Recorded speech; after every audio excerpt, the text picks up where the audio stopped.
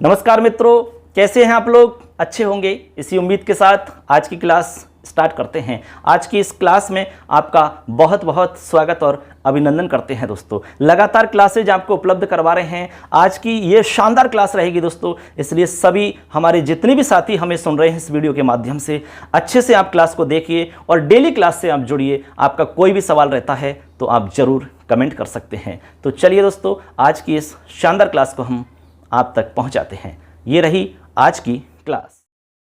नमस्कार मित्रों, पुनः स्वागत करते हैं आपकी इस संस्कृत साहित्य की क्लास में। दोस्तों लगातार आपको यहाँ पर हम क्लास उपलब्ध करवा रहे हैं। दोस्तों आज मैं आपको महाकाव्य के अंतर्गत वेद व्यास जी का जो एक महान ग्रंथ है महाभारत, उसके विषय में बताऊंगा। दोस्तों अच्छे से देखना है, संपूर्ण जानकारी मिलेगी आपको एक ही वीडियो में। वेद व्यास जी और महाभारत के बारे में सब कुछ बता दिया जाएगा जो आपकी एग्जाम में अब तक पूछा गया है और जो पूछने की संभावना है वो सारा का सारा बताया जाएगा। साथ ही मैं आपको यह भी बताऊंगा कि कहां से किस तरह का प्रश्न आपका एग्जाम में बन सकता है। दोस्तों तो रीट की तैयारी करने वाले भी साथी पढ़ सकते हैं, सेकंड ग्रेड और फर्स्ट ग्रेड तीनों के लिए आप इसको पढ़ सकते हो। दोस्तों अपने दोस्तों को शेयर करें और चैनल को सब्सक्राइब जरूर करें। दोस्तों तो चलिए आज की क्लास शुरू करते हैं। देखिए सबसे पहले आपको बता रहे हैं वेद व्यास जी के विषय में, ठीक है। तो वेद व्यास जी को हम वेद व्यास क्यों कहते हैं, सबसे पहले इसके बारे में हम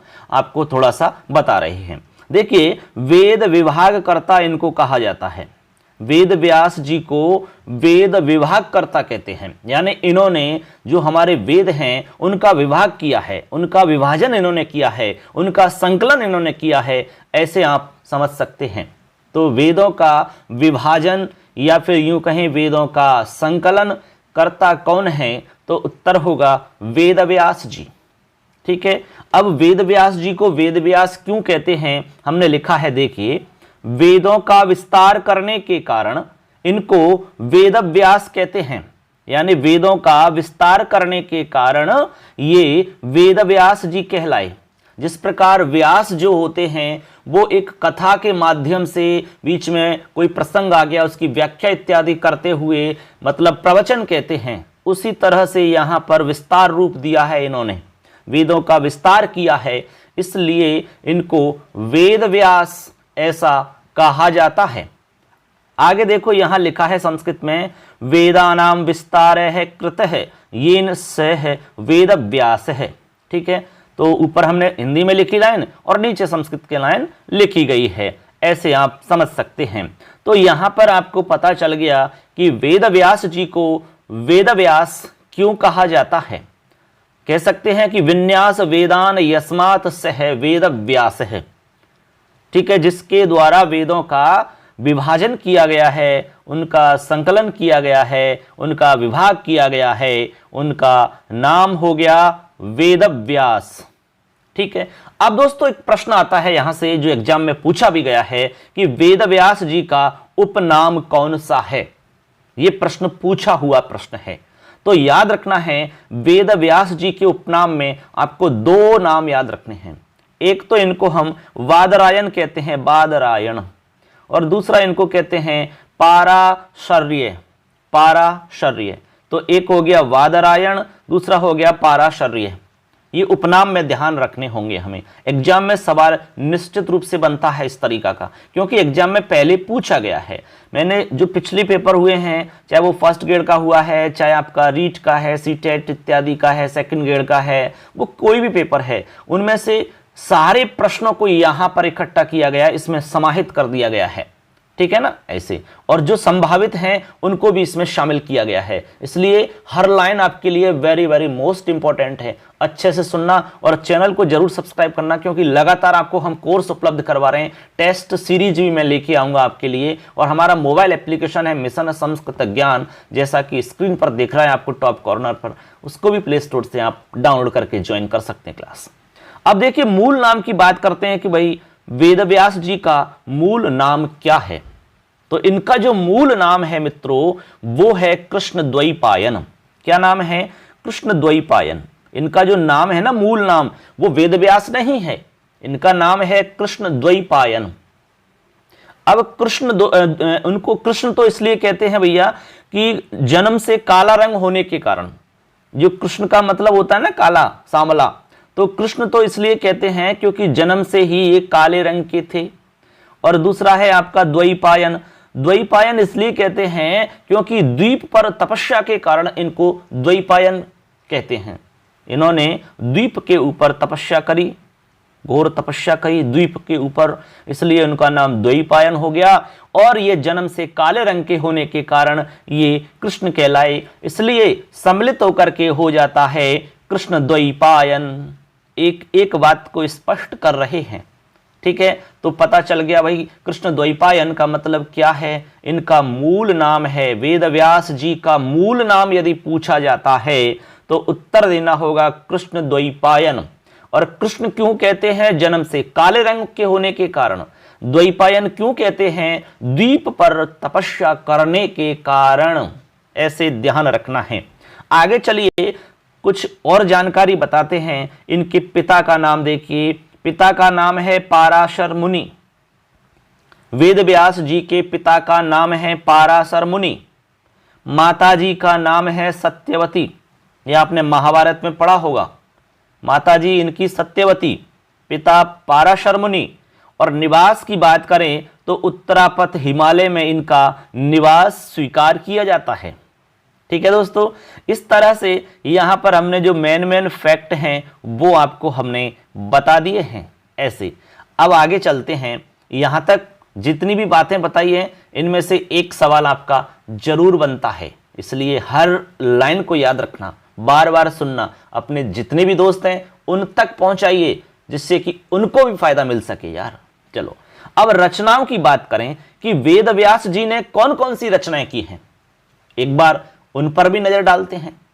ठीक है, वैसे तो हम महाभारत को तो विस्तृत रूप से जानेंगे, लेकिन इनकी और कौन कौन सी रचनाएं हैं उनको भी आप जानें, उनका नाम तो जाने कम से कम।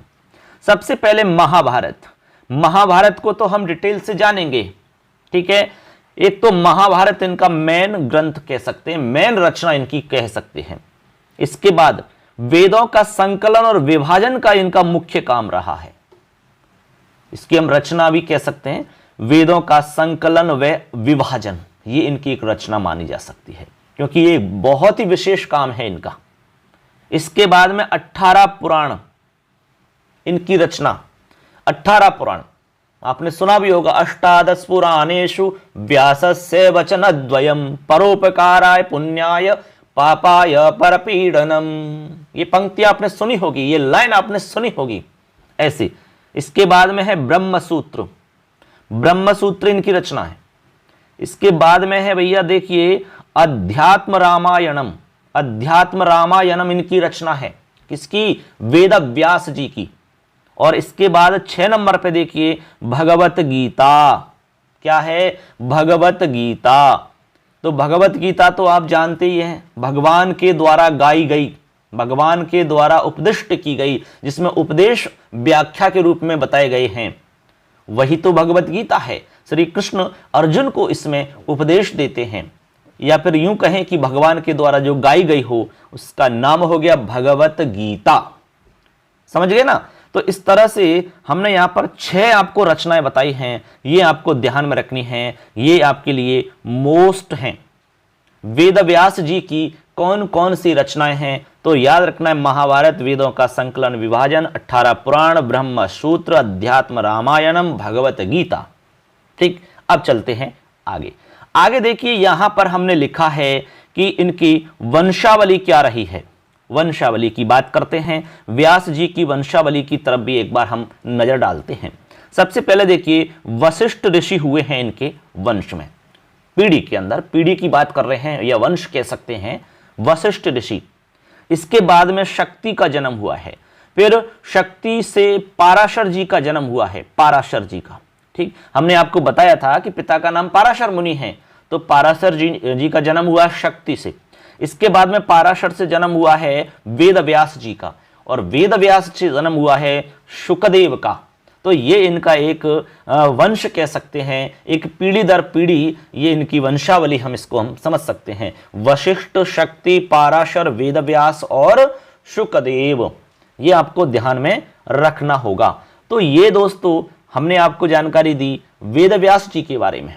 किसके बारे में? वेद व्यास जी के बारे में। अब हम आगे आपको बता रहे हैं महाभारत के बारे में, क्योंकि वेद व्यास जी का जो एक बहुत ही प्रसिद्ध और एक बहुत ही अच्छा एक ग्रंथ, इतिहास ग्रंथ, एक महाकाव्य कह सकते हैं महाभारत है।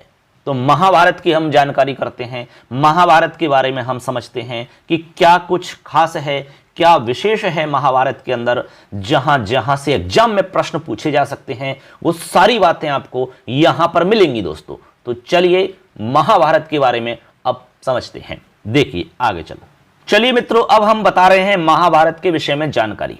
तो चलिए महाभारत को हम जानते हैं। देखिए महाभारत, सबसे पहले तो हम जानेंगे महाभारत के उपनाम कौन कौन से हैं, क्योंकि उपनाम का सवाल पूछा गया है एग्जाम में। उपनाम वाला सवाल आया था कि शतशास्त्री संहिता किसे कहते हैं? तो शतशास्त्री संहिता महाभारत का उपनाम है दोस्तों। किसका नाम है? महाभारत का उपनाम। अब महाभारत आप जानते हैं, महाभारत का मतलब क्या है? महत च तत् भारतम इति महाभारतम। महत च तत् भारतम इति महाभारतम हम कह सकते हैं। देखिए महत च भारतम, महत च तत् भारतम बराबर हो जाएगा महाभारतम। देखिए महत च तत् भारतम बराबर महाभारतम, ऐसा हम कह सकते हैं। यानी जो महान भारत है उसी का नाम तो महाभारत है।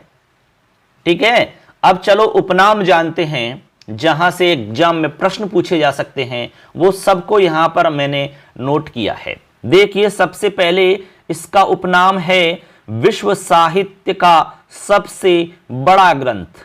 विश्व साहित्य का सबसे बड़ा ग्रंथ महाभारत को कहा जाता है। हमारे विश्व के अंदर जितने भी महाग्रंथ हैं उनमें सबसे बड़ा ग्रंथ माना जाता है महाभारत को। और इतिहास ग्रंथ की बात करें तो इससे बड़ा तो कोई हो ही नहीं सकता पूरी दुनिया के अंदर, पूरे विश्व के अंदर। और वैसे भी आप बात करें संस्कृत साहित्य या विश्व साहित्य की बात करें तो उनमें भी ये सबसे बड़ा ग्रंथ कहलाता है महाभारत। तो ध्यान रखना है विश्व साहित्य से सर्वाधिकम दीर्घ जो ग्रंथ है वो होगा महाभारत। तो उपनाम में याद रखो विश्व साहित्य का सबसे बड़ा ग्रंथ। आगे चलिए संस्कृत साहित्य का विशाल ग्रंथ। जब विश्व साहित्य का सबसे बड़ा है तो संस्कृत साहित्य का तो ऑटोमेटिक हो ही जाएगा। तो आप उपनाम याद रख सकते हैं संस्कृत साहित्य का विशाल ग्रंथ है। संस्कृत साहित्य से विशाल ग्रंथ, इस तरह से ध्यान रख सकते हैं। इसके बाद में शतशास्त्री संहिता, ये काफी इंपॉर्टेंट है क्योंकि ये एग्जाम में पूछा गया है। शतशास्त्री संहिता किसे कहते हैं या किसका उपनाम है या किसको कहा जाता है या किससे संबंध है?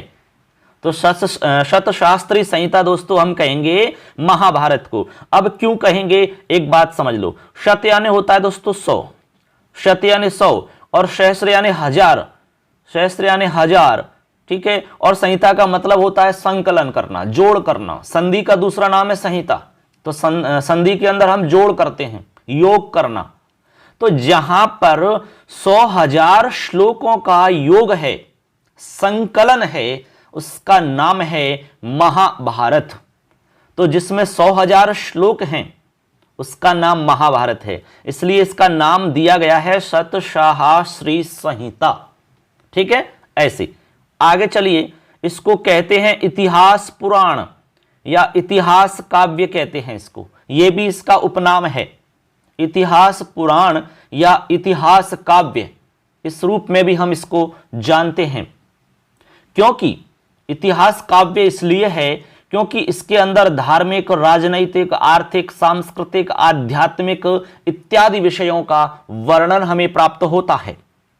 और इतिहास काव्य की बात करें तो इसके अंदर वेदों की सैद्धांतिक व्याख्या आपको पता है कि दर्शन में है, जबकि व्यवहारिक व्याख्या महाभारत में प्राप्त होती है। इसलिए इसको हम इतिहास पुराण भी कहते हैं। समझे ना, इस तरह से। अब चलो आगे। आगे है धर्म अर्थ काम शास्त्र की त्रिवेणी। धर्म, अर्थ और काम। आपको पता है कि 4 वर्ग होते हैं, धर्म, अर्थ, काम, मोक्ष। तो यहां पर 3 का नाम आ रहा है, धर्म, अर्थ और काम। मोक्ष को छोड़ दिया है, तो धर्म, अर्थ और काम, इन तीनों की त्रिवेणी कहते हैं महाभारत को, तीनों की त्रिवेणी। जिस तरह व्याकरण शास्त्र के अंदर त्रिमुनि कहा जाता है पाणिनि, पतंजलि, कात्यायन को, इसी तरह त्रिवेणी के रूप में जानते हैं धर्म, अर्थ और काम को। ठीक, ये उपनाम है महाभारत का, ऐसे ध्यान रखें। आगे कह रहे हैं विश्व कोशात्मक ग्रंथ, विश्व कोशात्मक ग्रंथ कहते हैं महाभारत को, यह भी ध्यान रखना है। क्या कहते हैं भैया? विश्व कोशात्मक ग्रंथ। आगे है पंचम वेद, यह भी बहुत ही मोस्ट है, पंचम वेद भी कहा जाता है महाभारत को। क्या कहा जाता है? पंचम वेद। किसको कहते हैं? महाभारत को पंचम वेद भी स्वीकार किया जाता है।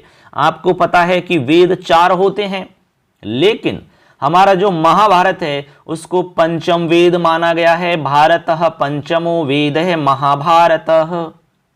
ठीक, अब देखिए यहां पर एक दिमाग में सवाल आ सकता है कि नाट्य शास्त्र, आपने देखा भरत मुनि का जो नाट्य शास्त्र है उसको भी पंचम वेद माना गया है। तो आप ध्यान रखिए, महाभारत और नाट्य शास्त्र दोनों को ही पंचम वेद स्वीकार किया गया है।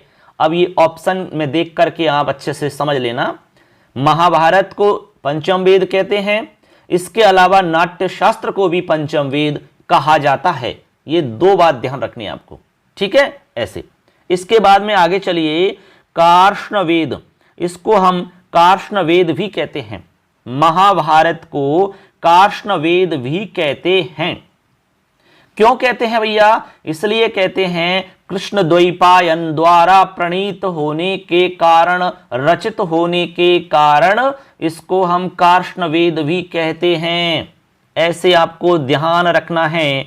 और लास्ट है विकासात्मक महाकाव्य। क्या है? विकासात्मक महाकाव्य इसको हम कहते हैं।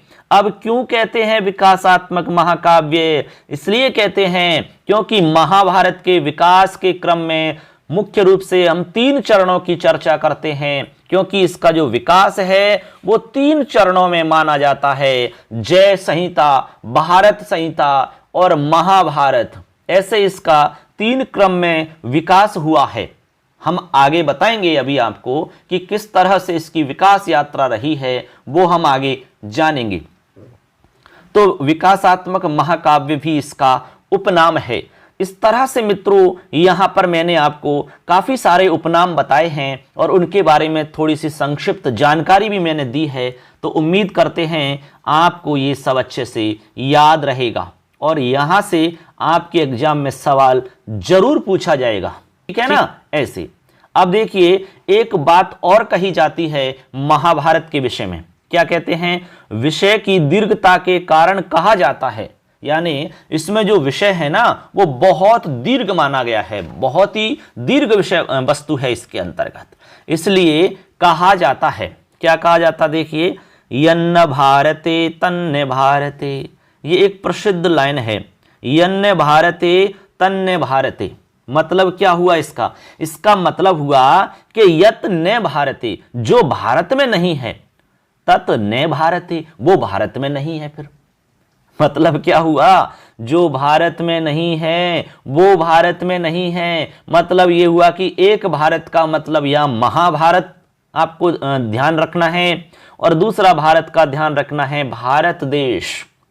तो इसका मतलब ये हुआ कि जो महाभारत में नहीं है वो हमारे भारत देश में भी नहीं है। ये इसका मतलब है। और कितनी बड़ी बात कही है, देखो आप, जो महाभारत में नहीं है वो भारत देश में ही नहीं मिलेगा आपको कुछ। इतना सब कुछ समाहित कर दिया गया है इस हमारे महाकाव्य के अंदर। और ये सब लिखा है, ये जो बात हम बता रहे हैं ये लिखी गई है आदि पर्व के अंदर। आप ध्यान रख लेना भैया, आदि पर्व में ये बात लिखी है। आदि पर्व, यन्न भारते तन्न भारते। एक बात और लिखी गई है आदि पर्व के अंदर, आपको जस्ट इसी के साथ समझना है। धर्मे चार्थे च कामे च मोक्षे च भारतर्षभ, यदि हास्ति तदन्यत्र यन्नेहास्ति न तत्क्वचित्। ये बात भी कही गई है आदि पर्व में। इसका मतलब है कि हे जन्मेजय, धर्म अर्थ काम और मोक्ष की बातें जो इस ग्रंथ में हैं वे ही अन्यत्र हैं, जो इसमें नहीं वो और कहीं पर नहीं हैं। तो कहने का तात्पर्य वही है जो हमने आपको पहले समझाया था। इस तरह से आपको ये कथन भी ध्यान रखने होंगे। चलिए आगे बढ़ते हैं दोस्तों। आगे देखिए, यहां पर हम कुछ विषय वस्तु से रिलेटेड आपको जानकारी दे रहे हैं कि इसमें विषय वस्तु क्या है, उसको आधार बना करके यहां पर बता रहे हैं। सबसे पहले जानते हैं महाभारत का नायक किसे माना जाता है। क्या नायक, बताइए नायक किसे मानेंगे। तो नायक में ध्यान रखना है दोस्तों, एक तो श्री कृष्ण को और युधिष्ठिर दोनों को नायक मानना है आपको। दोनों नायक हैं इसमें। श्री कृष्ण हालांकि गौण रूप में हम कह सकते हैं और मुख्य तो युधिष्ठिर जी हैं। तो श्री कृष्ण और युधिष्ठिर ये नायक हैं। और नायिका की बात करें तो द्रौपदी को नायिका मानते हैं। किसको? द्रौपदी को। ऐसे आपको ध्यान रखना है नाम। अब यहां पर एक सवाल और दिमाग में आ सकता है कि भैया यहां पर जो महाभारत का नायक है हमारा युधिष्ठिर जी, मेन तो युधिष्ठिर हैं, श्री कृष्ण जी तो मतलब ये मानो कि इनडायरेक्ट रूप से सपोर्ट करते हैं। तो यहां पर जो युधिष्ठिर जी हैं हमारे महाभारत के नायक, ये किस तरह के नायक हैं? ये सवाल पूछा जा सकता है, किस तरह के नायक हैं? तो ध्यान रखना है धीरोदात्त प्रकार के नायक हैं ये। धीरोदात्त प्रकार के नायक हैं ये। कैसे हैं? धीरोदात्त प्रकार के नायक युधिष्ठिर जी। अब आगे है नायिका द्रौपदी। जो नायिका द्रौपदी है वो किस प्रकार की है, ये भी तो ध्यान रखना पड़ेगा। तो इसमें याद रखना है स्वकीया प्रकार की नायिका है। अब स्वकीय प्रकार की नायिका कौन होती है, धीरोदात्त नायक कौन होता है, ये मैं आपको पहले ही समझा चुका हूं, इसलिए मैं यहां पर नहीं बता रहा। आप उसको देखें, नहीं देखा है तो वीडियो देखें आप, वो तभी समझ में आएगा। क्रम से देखोगे तो ही समझ में आएगा आपको, और बीच में देखोगे, बीच में आप वीडियो छोड़ के चले जाओगे तो आपको दोस्तों समझ में नहीं आएगा, आपको नुकसान है इससे। इसलिए पूरा देखो लगातार। आपका समय हम खराब नहीं कर रहे हैं, आपको हर बात मोस्ट बता रहे हैं। आगे है रीति। अब रीति की बात करें महाभारत में तो पांचाली रीति है। पांचाली रीति मुख्य रीति।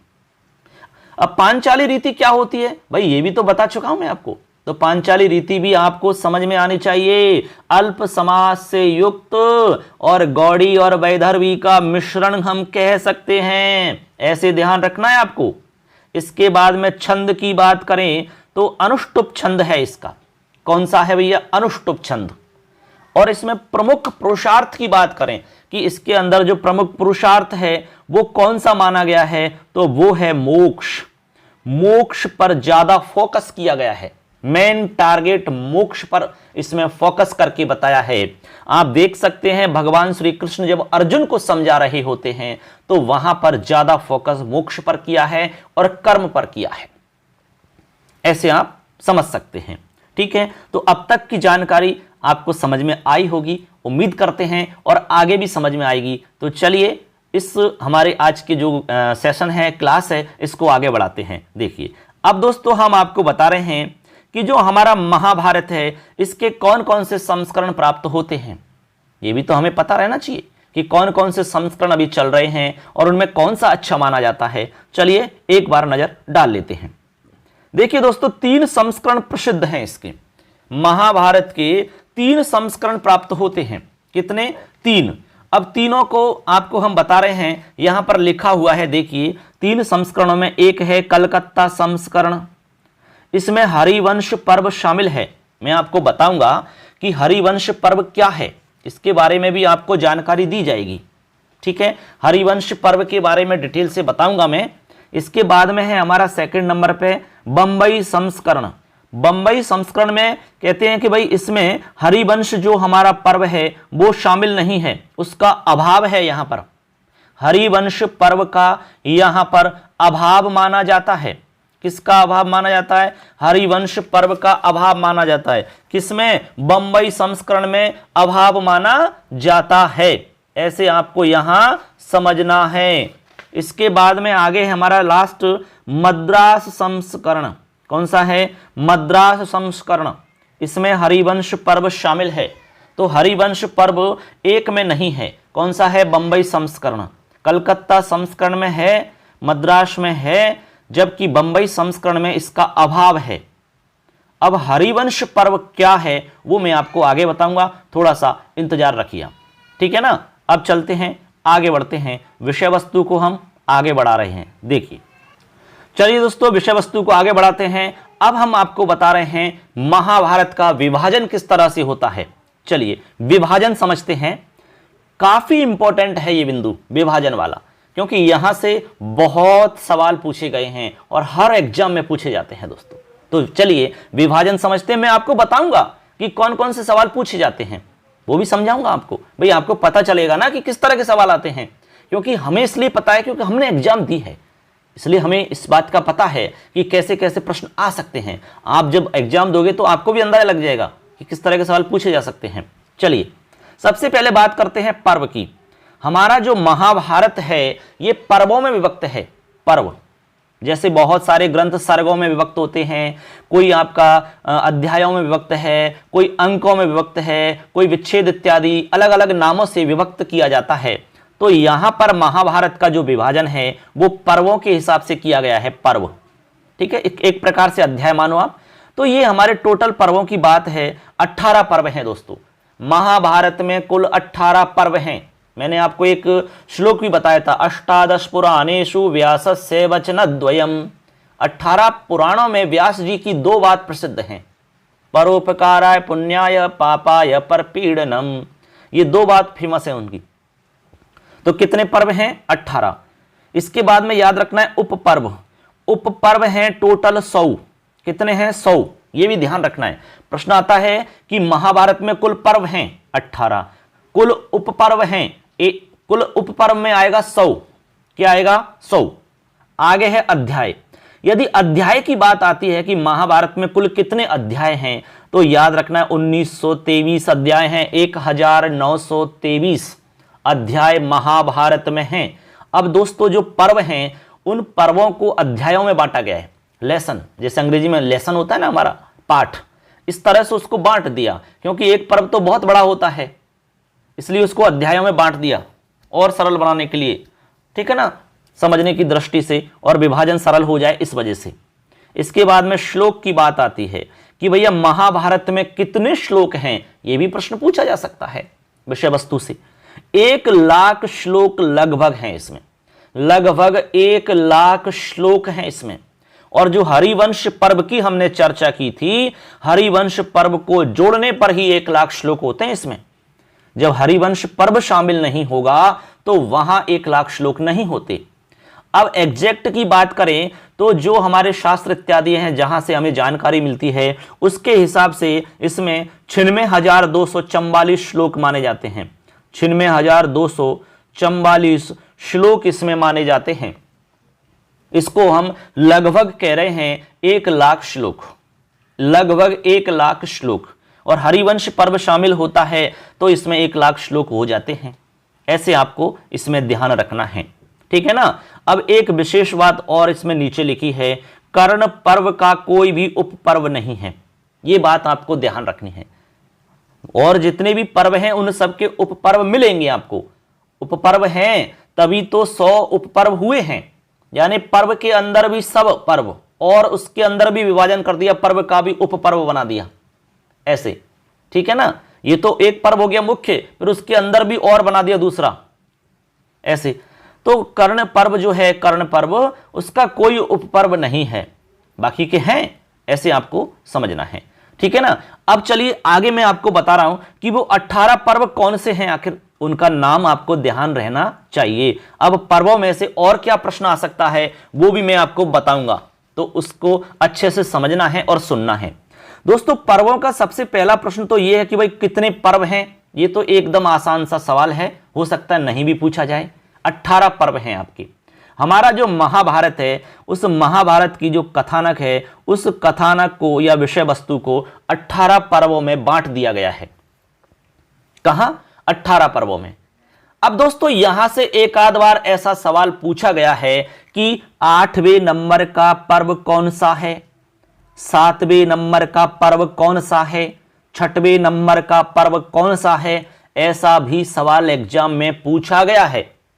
तो इसका क्या मतलब हुआ, इसका मतलब हुआ कि हमें 18 पर्व क्रम से याद होने चाहिए, तभी तो बता पाओगे आप कि भाई 6 नंबर का पर्व कौन सा होता है। तो आपको ध्यान रखना है भीष्म पर्व होता है, 7 नंबर का द्रोण पर्व होता है। ऐसे आपको पता हो तभी तो आप बता पाओगे। इस तरह से आपको इसमें याद रखना होगा। सबसे बड़ा पर्व कौन सा है, सबसे छोटा पर्व कौन सा है, ऐसे आपको ध्यान रखना है। फिर छोटी छोटी जो मेन, मतलब एक छोटी बात इसलिए कह रहे हैं क्योंकि इसमें मेन एक आध पॉइंट आपको ध्यान रखने कि किस पर्व में क्या बताया गया है, ऐसा भी सवाल पूछा गया है। यानी कौन से पर्व में क्या बताया है, बात समझ रहे हैं। जैसे महाभारत युद्ध का प्रारंभ किस पर्व में हो जाता है, या फिर आपसे कह सकते हैं कि जो भाई कर्ण का सारथी शल्य का सेनापति बनना किस पर्व की बात है।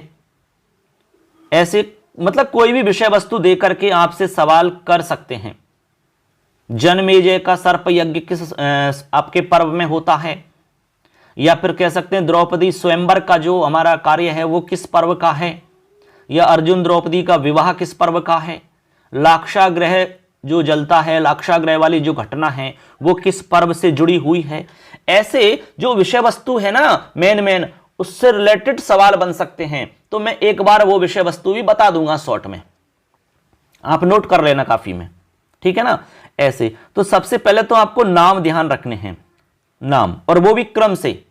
चलिए सबसे पहले है आदि पर्व, सभा पर्व, वन पर्व, विराट पर्व, उद्योग पर्व, भीष्म पर्व, द्रोण पर्व, कर्ण पर्व, शल्य पर्व। ये 9 हो गए और सेम क्रम रहेगा इसका। ऐसे नहीं कि उल्टा सीधा याद करोगे तो कोई फायदा नहीं रहेगा। याद करना है आपको तो इसी क्रम से याद करना। 10 नंबर पे है सौप्तिक पर्व, स्त्री पर्व, शांति पर्व, अनुशासन पर्व, आश्वमेधिक पर्व, आश्रम वार्षिक पर्व, मौसल पर्व, महाप्रस्थानिक पर्व, और लास्ट है स्वर्गारोहण पर्व। इसको महाभारत का सार कहते हैं भैया। क्या कहते हैं? महाभारत का सार, स्वर्गारोहण पर्व को। समझ गए ना।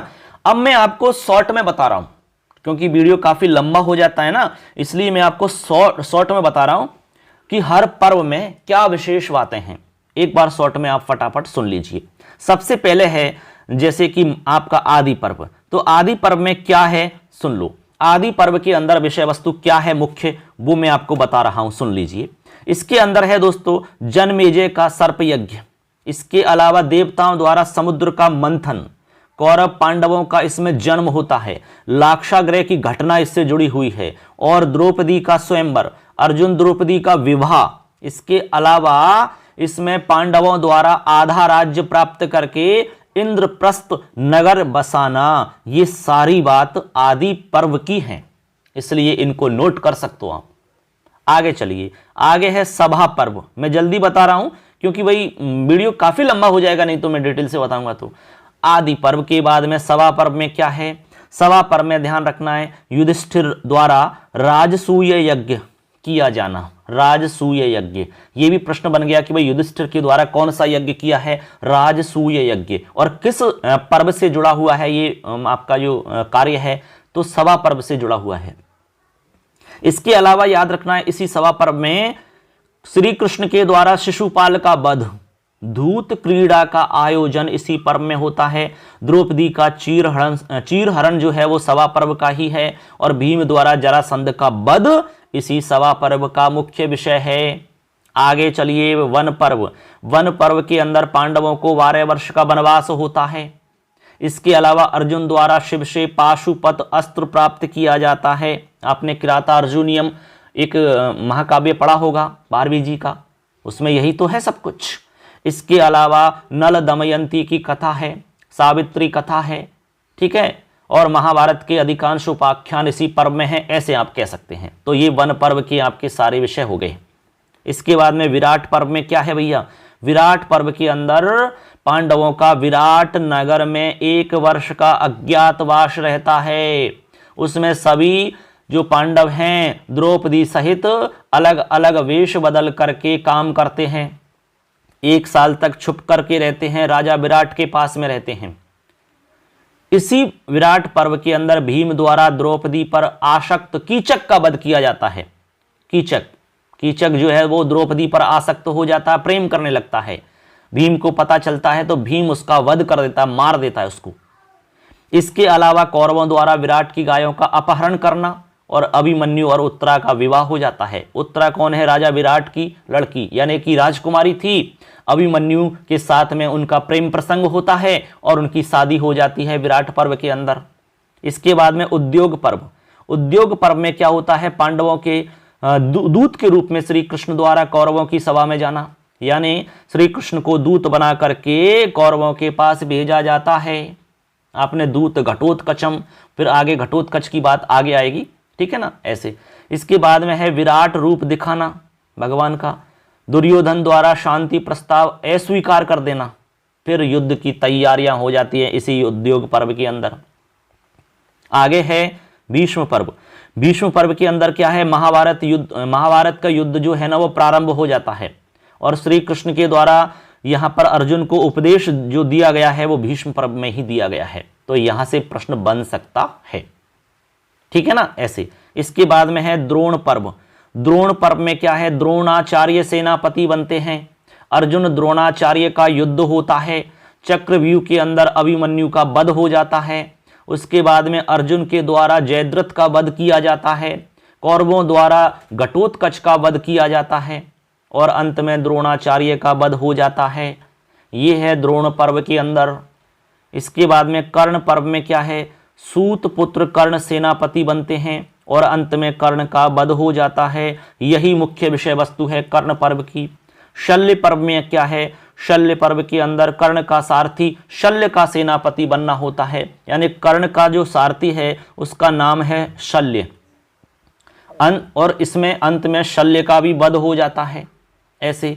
इसके बाद में है 10 नंबर पे देखिए सौप्तिक पर्व। क्या है? सौप्तिक पर्व है। तो सौप्तिक पर्व में क्या है? द्रोण पुत्र अश्वत्थामा, द्रोण का पुत्र है अश्वत्थामा। अश्वत्थामा के द्वारा पांडवों के सोते हुए 5 पांडव पुत्रों का उसमें संहार कर दिया जाता है, मार दिया जाता है, ऐसे। इसके बाद में है स्त्री पर्व। स्त्री पर्व में है दुर्योधन वध। धृतराष्ट्र द्वारा भीम की लौह प्रतिमा चिपकाना, स्त्रियों द्वारा मृत वीरों हेतु विलाप करना, गांधारी द्वारा कृष्ण वंश नाश का श्राप देना, ये स्त्री पर्व की मुख्य बातें हैं। इसके बाद में है शांति पर्व। शांति पर्व में क्या होता है? भीष्म द्वारा युधिष्ठिर को राजधर्म, मोक्ष धर्म और दंड नीति, आश्रम धर्म, दान धर्म, वर्ण धर्म, दर्शन धर्म आदि का उपदेश दिया जाना इसमें वर्णित है। इसके बाद में अनुशासन पर्व। अनुशासन पर्व में भीष्म द्वारा युधिष्ठिर को नीति संबंधी उपदेश दिया जाना होता है। इसके बाद में अश्वमेधिक पर्व। अश्वमेधिक में युधिष्ठिर द्वारा अश्वमेध यज्ञ का आयोजन किया जाता है और अनुगीता नामक उपपर्व में दर्शन शास्त्रीय सामग्री का विवेचन किया गया है। इसके बाद में आगे चलिए आश्रम वार्षिक पर्व। आश्रम वार्षिक पर्व में है धृतराष्ट्र गांधारी, ठीक है, धृतराष्ट्र गांधारी कुंती और विदुरा का आश्रम ग्रहण करके वन में निवास करना, ये इसमें मुख्य है। इसके बाद में है मौसल पर्व। मौसल पर्व में क्या है? गांधारी शाप का सत्य होना, गांधारी जी ने शाप दिया था वो सत्य हो जाता है। मदोन्मत्त यादवों का पारस्परिक युद्ध और आपस में विनाश हो जाना, कृष्ण व्याध द्वारा ब्रह्मवश मारे जाते हैं, यानी कृष्ण की हत्या हो जाती है एक शिकारी के द्वारा, ऐसे ये मौसल पर्व में वर्णित है। इसके बाद में है सेकंड लास्ट महाप्रस्थानिक पर्व। पांडवों की द्रौपदी के साथ में हिमालय यात्रा होती है और सभी का स्वर्ग गमन हो जाता है, सभी स्वर्ग में पहुंच जाते हैं। इसके बाद में लास्ट है आपका स्वर्गारोहण पर्व। सभी पांडवों और द्रौपदी का पहुंचना होता है स्वर्ग में, कौरव पांडवों का पुनर्मिलन होता है। महाभारत का महात्म या उपदेश वर्णन है इसमें, इसे महाभारत का सार भी कहते हैं या फिर महाभारत सावित्री या भारत सावित्री भी कहते हैं हमारे पर्व को। तो इस तरह से मित्रों यहां पर मैंने 18 पर्वों की संक्षिप्त में जानकारी आपको दी है। उम्मीद करते हैं आप यहां पर ये सारी जानकारी समझ चुकी होंगी। यहां से निश्चित रूप से सवाल बनेगा आपका। अब कैसे बनेगा मैं आपको साथ साथ में बता चुका हूं, ठीक है ना। अब चलते हैं, सेशन को आगे बढ़ाते हैं। अब हम आगे आपको इन्हीं पर्वों में से कुछ बातें आपको महत्वपूर्ण बता रहे हैं जो कि परीक्षा के हिसाब से इंपॉर्टेंट हैं। तो क्या है, चलिए देखते हैं। हमने आपको सभी पर्वों के बारे में बता दिया। अब यहां पर सवाल हमारा पहला बनता है, सबसे बृहत पर्व यानी सबसे बड़ा पर्व कौन सा है। एक हमारा सवाल ये बन जाता है। तो सबसे बड़ा पर्व आपको ध्यान रखना, शांति पर्व। कौन सा है? शांति पर्व। ये महाभारत का प्राण कहलाता है। क्या कह रहे हैं इसको? महाभारत का प्राण कहते हैं इसको। इसके अलावा इसको सर्वश्रेष्ठ पर्व भी कहते हैं। इसके अलावा महाभारत की आत्मा कहते हैं इसको, शांति पर्व को। ये काफी इंपॉर्टेंट है शांति पर्व, ठीक है ना। क्या कहते हैं? शांति पर्व को महाभारत का प्राण भी कहेंगे, सर्वश्रेष्ठ पर्व भी कहेंगे और महाभारत की आत्मा भी कहेंगे। इसको याद रखना है। इसमें आपके 14,000 श्लोक हैं, इसलिए सबसे बड़ा है। इसके बाद में आता है कि सबसे छोटा पर्व कौन सा है। सबसे बड़ा और छोटा तो ध्यान रखना है। तो सबसे छोटे में याद रखना है महाप्रस्थानिक पर्व, जो हमने 17 नंबर पर बताया। महाप्रस्थानिक पर्व, इसमें टोटल आपके 115 श्लोक हैं टोटल। तो कमी है, जिसमें सारे पांडव हिमालय की यात्रा करते हैं और स्वर्ग में पहुंच जाते हैं, महाप्रस्थान हो जाता है। इसके बाद में ये तो हमने बता दिया कि सर्वश्रेष्ठ और महाभारत की आत्मा द्रोण, ये आपका शांति पर्व है, ये तो बता चुका हूं। आगे है पांडवों की दिग्विजय का वर्णन है आपका सभा पर्व में। वैसे तो अब अलग बताने की आवश्यकता नहीं है, क्योंकि मैंने हर पर्व की घटना आपको बता दी है। सभी पर्वों में क्या विषय वस्तु है वो मैं आपको बता चुका हूं। उनको याद रखना है, आपको सुनना है उसको बार बार, अपनी कॉपी में नोट भी कर सकते हो। आगे देखिए, स्वर्गारोहण पर्व के विषय में बता रहे हैं। स्वर्गारोहण जो पर्व है उसको क्या कहते हैं? महाभारत का महात्म्य इसको हम कह सकते हैं। इसके अलावा महाभारत का सार इसको कह सकते हैं, और भारत सावित्री भी इसे हम कह सकते हैं। यदि प्रश्न आता है कि महाभारत का सार किसे कहते हैं, उत्तर होगा स्वर्गारोहण पर्व। महाभारत का महात्म्य किसे कहेंगे? स्वर्गारोहण पर्व को। भारत सावित्री किसे कहेंगे? स्वर्गारोहण पर्व को। ऐसे आपको ध्यान रखना है, ठीक है ना। तो ये विषय वस्तु हमारी यहां तक हो जाती है। अब चलते हैं हम आगे। अभी थोड़ा सा मैटर और बचा हुआ है, उसको भी समझ लेते हैं। चलिए आगे बढ़ते हैं। चलिए मित्रों आगे बढ़ाते हैं हमारे इस वीडियो को। यहां पर मैंने आपके लिए काफी इंपॉर्टेंट जानकारी लिखी है दोस्तों। 18 दिन युद्ध वर्णन। आपको पता है कि महाभारत में कुल 18 दिन युद्ध चला है। कितने दिन? 18 दिन लगातार युद्ध हुआ है। अब यहां से प्रश्न एक बार ऐसा पूछा गया है सेकंड ग्रेड में, इसलिए मैं आपको बता रहा हूं। ये ऐसा सवाल आया था कि किस सेनापति के नेतृत्व में कितने दिन युद्ध लड़ा गया। यह सवाल काफी कठिन माना जाता है, क्योंकि जब आपने इस पर गौर नहीं किया होगा तो आप नहीं बता सकते इसको। चाहे पूरा महाभारत आपने रट लिया होगा, लेकिन जब आपने इस बात पे गौर नहीं किया है ना, तो आप इस बात को नहीं बता सकते एग्जाम में। इसलिए मैंने इसको अलग से लिख दिया है। यानी किस सेनापति के नेतृत्व में कितने दिन युद्ध लड़ा गया, यह आपको ध्यान रखना है। इधर हमने सेनापति लिखे हैं और इधर युद्ध का दिवस लिखा है कि कितने दिन उन्होंने युद्ध लड़ा। सबसे पहले हम बता रहे हैं भीष्म। जब भीष्म सेनापति बने तो इनके नेतृत्व में 10 दिन युद्ध लड़ा गया है मित्रों। 10 दिन। प्रश्न आया कि भीष्म के नेतृत्व में कितने दिन युद्ध हुआ महाभारत का, उत्तर हो जाएगा 10 दिन। इसके बाद में है द्रोणाचार्य के नेतृत्व में, यानी कि सेनापति के नेतृत्व में कितने दिन युद्ध हुआ? 5 दिन। तो याद रखना है, द्रोणाचार्य सेनापति जब बने तो कितने दिन युद्ध हुआ? उत्तर हो जाएगा 5 दिन युद्ध लड़ा गया। इसके बाद में जब कर्ण सेनापति बने तब कितने दिन युद्ध हुआ? उत्तर हो जाएगा 2 दिन। इसके बाद में है शल्य। जब शल्य को सेनापति बनाया गया तब कितने दिन युद्ध हुआ बताइए? तो उत्तर होगा 1 दिन।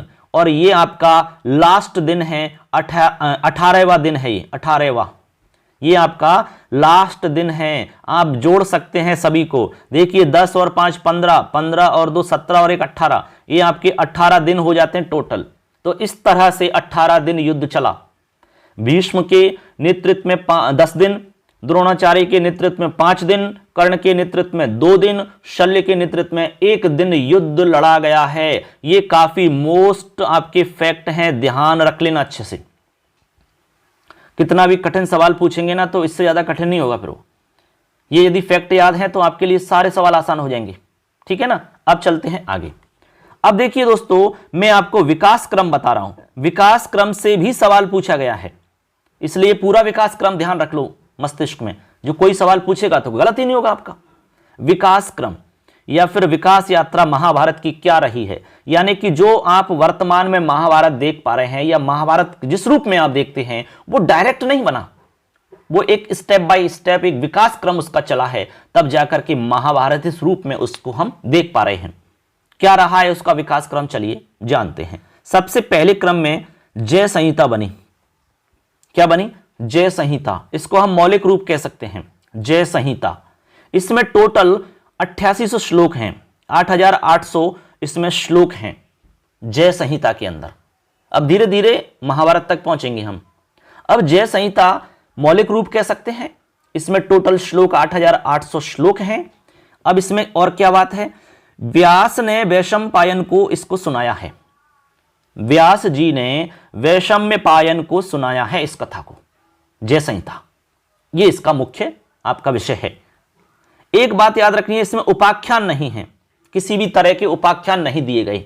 जो बीच बीच में प्रसंग इत्यादि आ जाते हैं ना, वो इसमें नहीं है उपाख्यान, मौलिक है ये, याद रहेगा। सबसे पहला स्टेप है जय संहिता। अब प्रश्न आ गया कि भाई पहला हमारा क्रम कौन सा है महाभारत के विकास क्रम में, तो उत्तर होगा जय संहिता। इसके बाद में आ सकता है कि जय संहिता में कुल श्लोक कितने हैं, 8800, या मौलिक रूप कौन सा है, जय संहिता। उपाख्यान नहीं है जय संहिता में, हालांकि भारत संहिता में भी उपाख्यान नहीं है, ठीक है ना, ऐसे उसको भी ध्यान रखना है। अब चलो आगे देखते हैं। जय संहिता के बाद में हम प्रवेश करते हैं भारत संहिता में। सेकंड नंबर पे आते हैं हमारा भारत संहिता। भारत संहिता में प्रश्नोत्तर हमारी एक विधि चलती है, प्रश्नोत्तर विधि के माध्यम से विषय वस्तु को आगे बढ़ाया गया है। इसमें श्लोक की बात करें तो इसमें 24,000 श्लोक हैं। जिस तरह रामायण में श्लोक 24,000 हैं, तो इस तरह से भारत संहिता के अंदर 24,000 श्लोक हैं। आपका प्रश्न बन जाता है कि भारत संहिता में कुल कितने श्लोक हैं, 24,000। इसमें क्या है मेन, प्रश्नोत्तर विधि के माध्यम से इसमें विषय वस्तु को आगे बढ़ाया गया है। अब देखो आगे ध्यान रखना है, वैशम्यपायन ने राजा जनमेजय को नाग यज्ञ के अवसर पर यह सुनाया है। ये जो कथा वस्तु है, जो भी विषय वस्तु है, उसको यहां पर वैशम्यपायन ने राजा जनमेजय को सुनाया। और कब, नाग यज्ञ के समय। इसमें भी उपाख्यान नहीं है, उपाख्यानों का अभाव है। तो ऐसे करके हम 2 स्टेप पर पहुंच गए, जय संहिता, उसके बाद में भारत संहिता, ठीक है ना। इसके बाद में है हमारा लास्ट महाभारत। महाभारत उपाख्यान है। इसमें श्लोक की बात करें तो 1 लाख श्लोक हैं लगभग। इसमें उपाख्यानों का वर्णन दिया गया है, इसमें उपाख्यानों का वर्णन दिया गया है, इसलिए यहां पर लिख दिया उपाख्यानों का वर्णन, ठीक है। अब देखो इसमें विशेष बात क्या है, सौती ऋषि ने 12 वर्षीय यज्ञ में, जो कि नैमिषारण्य में हुआ था, ठीक है, सौती ऋषि ने 12 वर्षीय यज्ञ में शौनक आदि ऋषियों को सुनाया इस कथा वस्तु को। क्या किया, शौनक आदि जो हमारे ऋषि हुए हैं उनको सुनाया। ऐसे आपको ध्यान में रखना होगा। बात स्पष्ट हो गई कि नहीं, ऐसे आपको समझना है भाई, ठीक है। तो याद रखना है आपको, सबसे पहले जय, इसके बाद में आपका भारत, उसके बाद में महाभारत। मैंने लिखा है, आप ट्रिक से भी ध्यान रख सकते हो क्रम, जय भारत महाभारत, जय भारत महाभारत। 8800 श्लोक, उसके बाद में आपके 24,000 श्लोक, और फिर आपके हो जाते हैं 1 लाख श्लोक। ये श्लोकों का क्रम बढ़ता हुआ 1 लाख तक पहुंचता है। सबसे पहले जय संहिता, फिर भारत संहिता, फिर महाभारत संहिता। इस तरह से इसका विकास क्रम हुआ है। तो विकास क्रम से कोई भी सवाल आएगा तो आपका गलत नहीं होना चाहिए, ठीक है दोस्तों। सारी चीजें मैंने इसमें शामिल कर दी हैं शॉर्ट में, और मैंने आपको समझा भी दिया है। अब मुझे लगता है कि गलत नहीं होगा। चलिए आगे देखते हैं। अब मैं आगे आपको बता रहा हूं हरिवंश पर्व क्या है, जिसकी मैंने चर्चा की थी आपसे बीच में, तो उसको भी देखते हैं, हरिवंश पर्व क्या है। चलिए चलिए मित्रों, आगे देखते हैं। हरिवंश पर्व के विषय में मैं आपको जानकारी दे रहा हूं, क्योंकि मैंने आपको बीच में बताया था कि हरिवंश पर्व क्या है। ठीक है, उसकी चर्चा की थी, लेकिन डिटेल से मैंने नहीं बताया, लेकिन मैं आपको यहां पर डिटेल से बता रहा हूं, जितनी हमें आवश्यकता है उतनी। देखिए, याद रखना है, सौती ऋषि के द्वारा जोड़ा गया है। ये हमारा जो हरिवंश पर्व है, ये सौती ऋषि के द्वारा जोड़ा गया है। एक बात तो ये ध्यान रखनी है, जिसमें यदुवंशियों और वृष्णिवंशियों का वर्णन है। अब मान लो सवाल आ गया कि भाई हमारा हरिवंश जो पर्व है उसमें किसका वर्णन है? यदुवंशी और वृष्णिवंशियों का वर्णन इसमें है। ठीक है ना? इसके जोड़ने पर ही महाभारत में 1,00,000 श्लोक होते हैं। यह भी ध्यान रखो, इसको यदि नहीं जोड़ते हैं तो फिर महाभारत में 1,00,000 श्लोक नहीं होते हैं।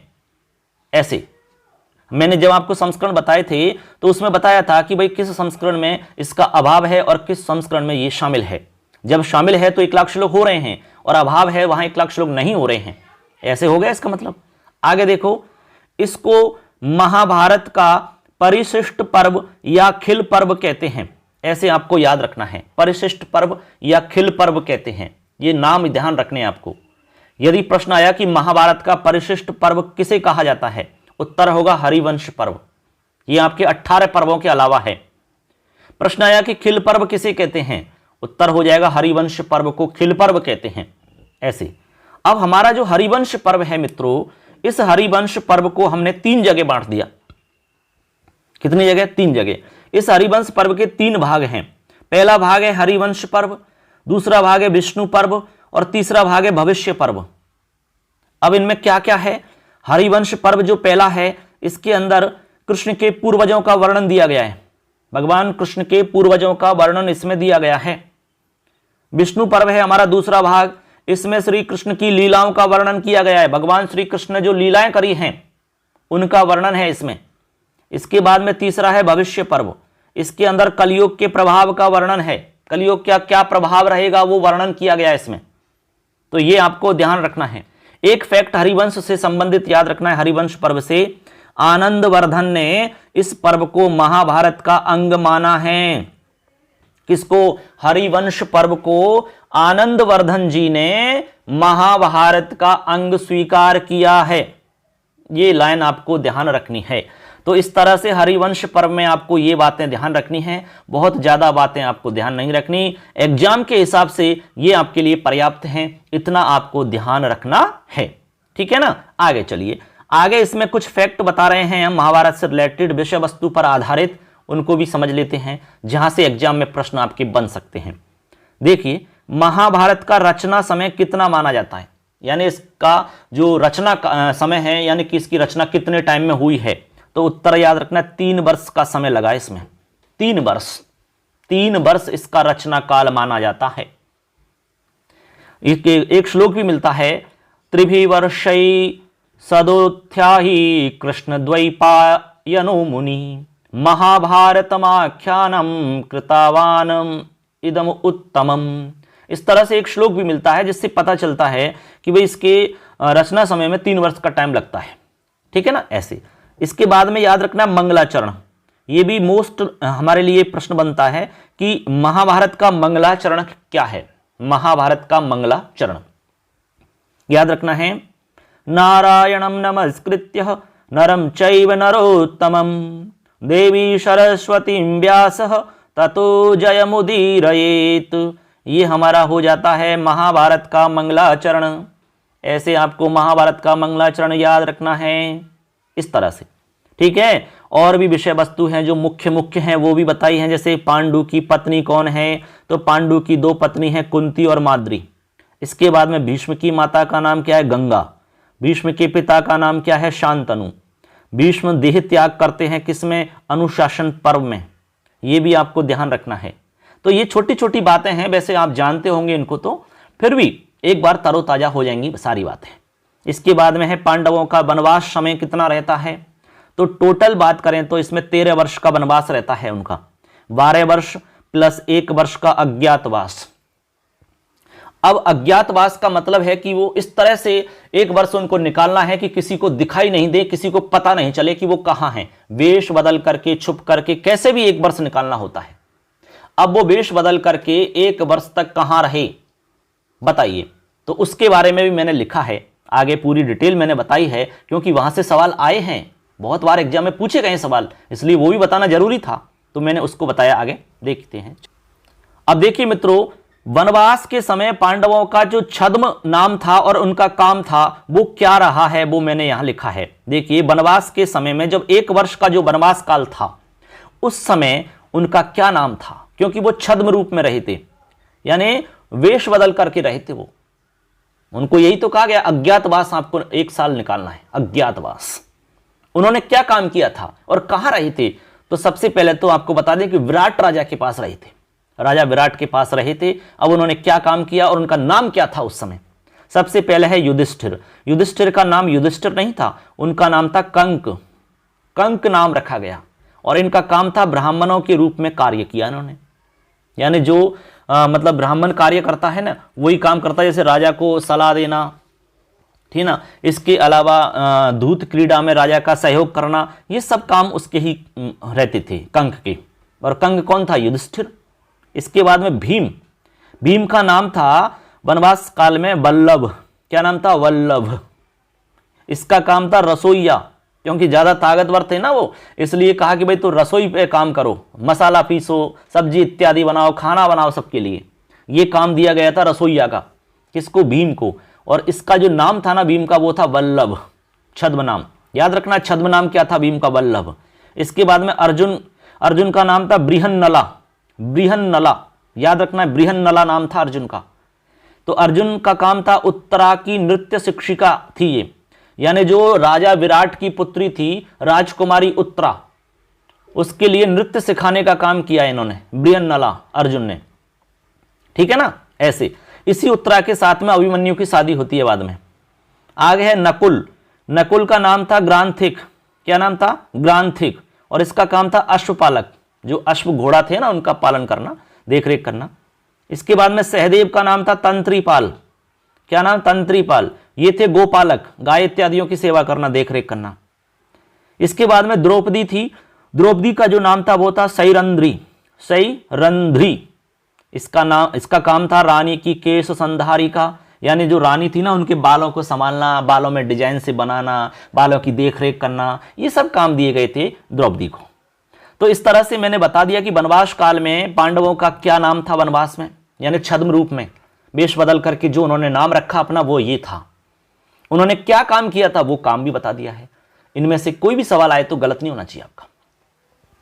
अब बात करते हैं आगे टीकाओं की, कि महाभारत में कुल टीकाएं कितनी हैं। तो वैसे तो टीका 36 मानी जाती है इनकी, लेकिन यहां पर मैं 2 बता रहा हूं मुख्य। ठीक है ना? देखिए, सबसे पहले तो प्राचीनतम टीका कौन सी मानी जाती है? प्राचीनतम टीका मानी जाती है ज्ञान दीपिका। किसकी है? देव स्वामी जी की है। ज्ञान दीपिका टीका देव स्वामी जी की है। इसके बाद में सर्वाधिक प्रचलित और लोकप्रिय टीका किसे मानते हैं? उत्तर है भारत भावदीप को। भारत भावदीप को मानते हैं। और ये किसकी है? नीलकंठ चतुर्धर की है। ये नीलकंठ चतुर्धर। इसलिए आपको टीकाओं में 2 बात याद रखनी है। प्राचीनतम टीका ज्ञान दीपिका किसकी है? देव स्वामी की।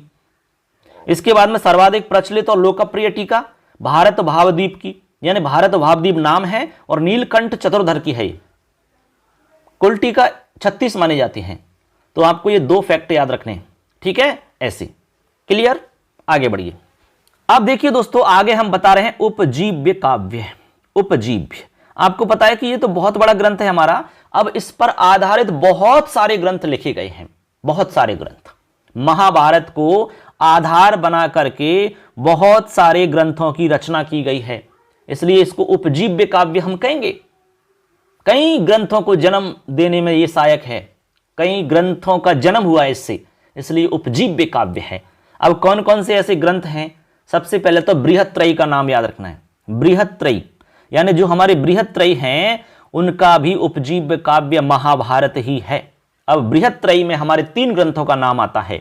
सबसे पहले है नैषधीय चरितम, जो कि वन पर्व से है, और ये है श्रीहर्ष का, यानी श्रीहर्ष ने रचना करी है इस महाकाव्य की। नैषधीय चरितम महाकाव्य की रचना श्रीहर्ष ने करी है, ये बृहत्त्रयी में शामिल है। ठीक है? और कहां से लिया गया? वन पर्व से। सेकंड है शिशुपाल वधम, ये सवा पर्व से है और इसका जो लेखक है वो है माघ, महाकवि माघ। इसके बाद में है किरातार्जुनियम, किरातार्जुन वन पर्व से है और इसके लेखक हैं आपके भारवी जी। इन तीनों रचनाओं का हम नाम रखते हैं बृहत्त्रयी, यानी तीनों रचनाओं को बृहत्त्रयी के अंतर्गत शामिल करते हैं। ठीक है, प्रश्न बनता है कि बृहत्त्रयी में कौन शामिल नहीं है या कौन शामिल है, इस तरह का भी सवाल बन सकता है। तो कौन शामिल है?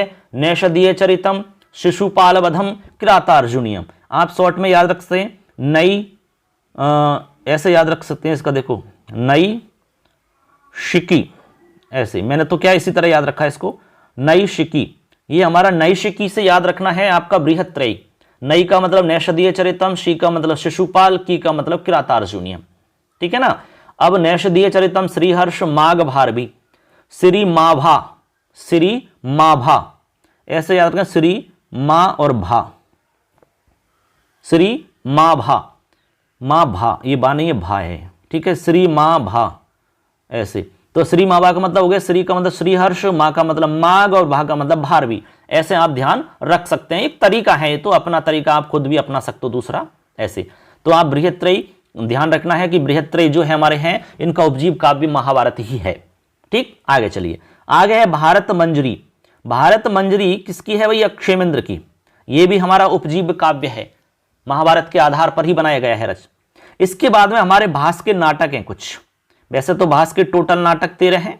उन 13 नाटकों में से जो हमने यहां पर नाटकों के नाम लिखे हैं, ये सब आपके महाभारत पर आधारित हैं। इनका उपजीव काव्य महाभारत है। देखिए, कर्णभार, मध्यम व्यायोग, दूतवाक्यम, पंचरात्रम, बालचरितम, उरुभंगम, दूत घटोत्कचम, ये लगभग 7 हमारे जो नाटक हैं भास जी के, ये सारे के सारे नाटक आपके महाभारत पर आधारित हैं। तो इनका उपजीव काव्य महाभारत हो गया। ऐसे आपको ध्यान रखने होंगे। चलिए आगे बढ़ते हैं मित्रों। अब देखिए यहां पर कुछ एक और भी मैंने लिखे हैं, जैसे कि वेणी समाहार, भट्ट नारायण जी की रचना है वेणी समाहार। तो ये भी आपका महाभारत पर आधारित ग्रंथ है। इसके अलावा नल चंपू त्रिविक्रम भट्ट का है। इसके अलावा बाल भारतम राजशेखर जी की रचना है। फिर है भारत चंपू, ये अनंत भट्ट की रचना है।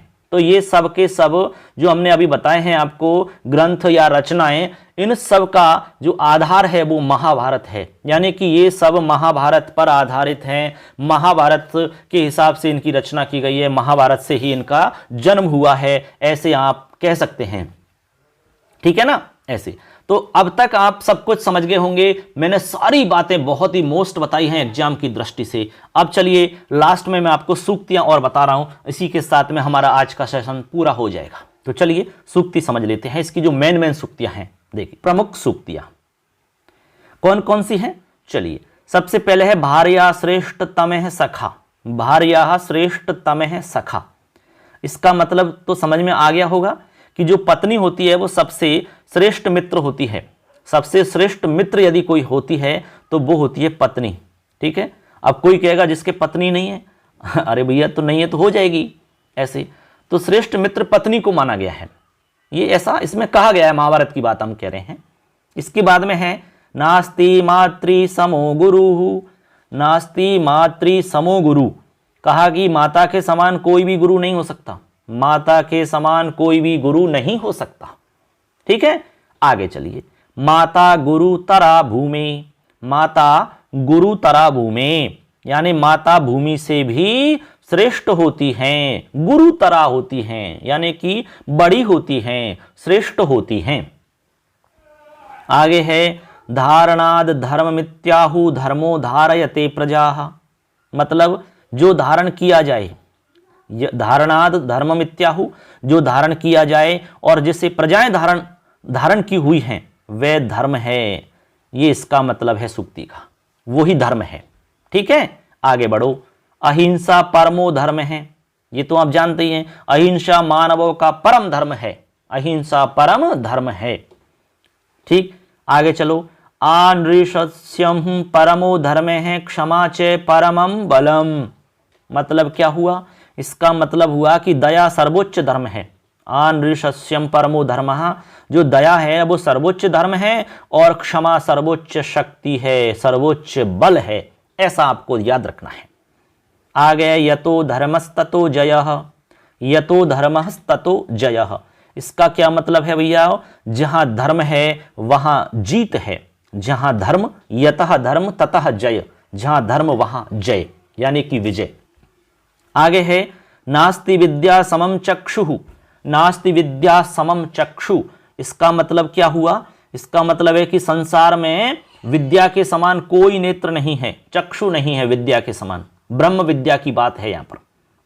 आगे सुनो, सर्वः सर्वम न जानाति सर्वज्ञो नास्ति कश्चनः, यानी संसार में सभी लोग सब बातें नहीं जानते क्योंकि कोई भी सर्वज्ञ नहीं है, सर्वज्ञो नास्ति कश्चन।